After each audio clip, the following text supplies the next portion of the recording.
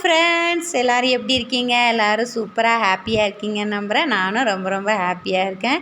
இது எங்கள் வீட்டு பப்பாளி மரத்தில் உள்ள பப்பாளி பழம் தான். நான் பார்க்கும்போது காயாக தான் இருந்தது. எப்போ பழமாச்சுன்னு தெரில, கவனிக்காமல் விட்டதுனால ஒரு பழம் மட்டும் அழுவி அடி வாங்கியிருக்கு பாதி. அப்புறம் நான் வீட்டில் உள்ள இந்த டெராரியமான இன்டோர் பிளான்ட்ஸை வந்து நான் எப்படி மெயின்டைன் பண்ணுறேன் அப்படிங்கிறத காமிக்கிறேன். நான் பாருங்கள், கொஞ்சம் லைட் க்ரீனாக கொஞ்சம் சருகான லீஃபெல்லாம் கட் பண்ணிடுவேன். இல்லைன்னா அது மற்ற லீஃபையும் பாதிக்கும். அப்புறம் பாருங்கள், குட்டி குட்டியாக கோன் மாதிரி புது புது லீஃப் உருவாகிருக்கு. இன்னும் பாருங்கள், சுருண்டுருக்கு பாருங்கள், அந்த லீஃப்மே புது லீஃப் தான். அது வந்து எதனாலனா, சில நேரம் நம்ம சன்லைட்டில் வைக்க மறந்துட்டோம், அதுக்கு போதுமான போட்டோசிந்தசிஸ் நடக்கலை அப்படிங்கிறதுனால இப்படி ஆகும். அதனால் நான் என்ன பண்ணுவேன்னா, அப்பப்போ சன்லைட்டில் வெளியே கொண்டு போய் வச்சு எடுப்பேன். அது 2 or 3 hours வைப்பேன்.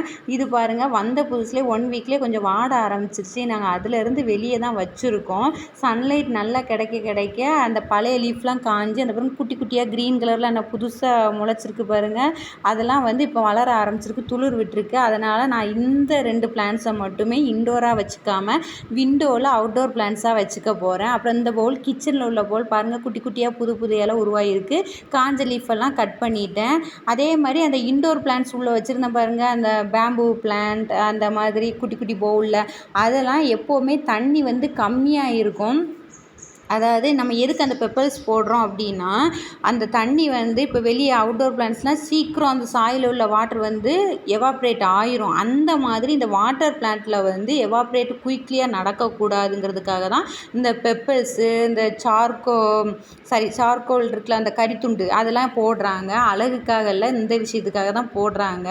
அதனால் தண்ணி வந்து கொஞ்சம் குறைஞ்சிரும். எவாப்ரேட் ஆகி குறையும் போது அந்த வேருமே கொஞ்சம் உறிஞ்சிருக்கும். அதனால் நம்ம அப்பப்போ கொஞ்சம் ஊற்றிடணும், இல்லைன்னா மறந்துட்டோன்னா வம்பா போயிடும். அதுவும் இந்த பேம்பு பிளான்ட்ஸ் வந்து சீக்கிரம் தண்ணி குடிச்சிருது. 2 daysக்கு 1 time வந்து கண்டிப்பாக ஊற்றுற மாதிரி இருக்குது. இது புது வரவு, எங்கள் வீட்டுக்கு வந்த செடி. இது ஆரஞ்சு கலரில் பூக்கும் அப்படின்னு சொன்னாங்க. அதனால் இது இன்னொரு விண்டோவில் நான் வச்சுட்டேன். பாருங்கள், தண்ணியுமே மொத்தமாக ஊற்றிட்டு போகக்கூடாது, கொஞ்சம் கொஞ்சமாக ஊற்றி பார்க்கணும். அதுக்குள்ளே நம்ம ஊற்றின கேப்பில் கொஞ்சம் உரிய ஆரம்பித்தோன்னா மறுபடியும் ஊற்றணும். மறுபடியும் உறிஞ்ச பிறகு உறிஞ்சிருச்சு, அதாவது கொஞ்சம் ஈரப்பதம் அதிகமாக தெரியுதுன்னா ஸ்டாப் பண்ணிக்கணும். அந்த மாதிரி தான் பார்த்து பார்த்து ஊற்றுறேன். அதுக்கப்புறம் நான் அடை தோசைக்கு வந்து எந்தெந்த பொருள் எவ்வளோ போடுவேன்னு சொல்கிறேன். நாட்டு கம்பம்புல், முழு கேப்பை, இது வந்து 1.5 கிளாஸ் போடுவேன். உளுந்து 1 கிளாஸு, அரிசி 1 கிளாஸ் போடுவேன். ஏன் அரிசி 1 கிளாஸ் போடுறேன், உளுந்து 1 கிளாஸ் போடுறேன் அப்படின்னா, அப்போ தான் அந்த மொறுமொறுப்பு வரும் அந்த அடை தோசை. இல்லைன்னா நம்ம சுற்றி விடும்போது, தோசைக்கல்லில் சுற்றி விடும்போது நல்ல பேப்பர் ரோஸ்ட் மாதிரி வர்றதுக்காக தான் அந்த போடுறோம்.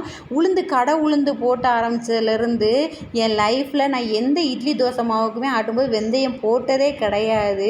ஆனால் கடை உளுந்து வந்து என்னென்னா பொங்கவும் மாட்டேக்கு, அந்த சாஃப்ட்னஸும் கொடுக்க மாட்டேக்குனால நான் வெந்தயம் போட ஆரம்பிச்சிட்டேன். அப்புறம் 15 வத்தல் போட்டிருக்கேன், பொடிச்சீரகம் போட்டிருக்கேன். 15 வத்தல் காரம் அந்தளவுக்கு இருக்காது, நீங்கள் 20 கூட போட்டுக்கோங்க, 25 கூட போட்டுக்கலாம். ஆனால் என்னென்னா, எனக்கு எங்கள் சின்ன பையன் வந்து 1000 குறை சொல்லுவான். அவனுக்காகவே நாங்கள் எங்களோட டேஸ்ட்டை மாற்ற வேண்டியிருக்கு.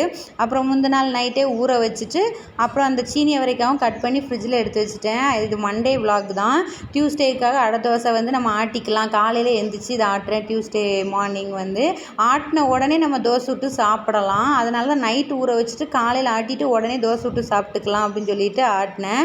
மற்றதை விட இது ரொம்ப மையாக ஆட்டுறதுனால, இப்போ அது 1/2 hour இட்லி தோசைக்கு ஆட்டுறோன்னா இது 1 hourக்கு மேலேயே ஆட்டுற மாதிரி இருக்கும். நல்ல மையான பிறகு எடுக்கணும். ஓகே ஃப்ரெண்ட்ஸ், லைக் பண்ணுங்கள், ஷேர் பண்ணுங்கள், சப்ஸ்கிரைப் பண்ணுங்கள். பாய், தேங்க்ஸ்.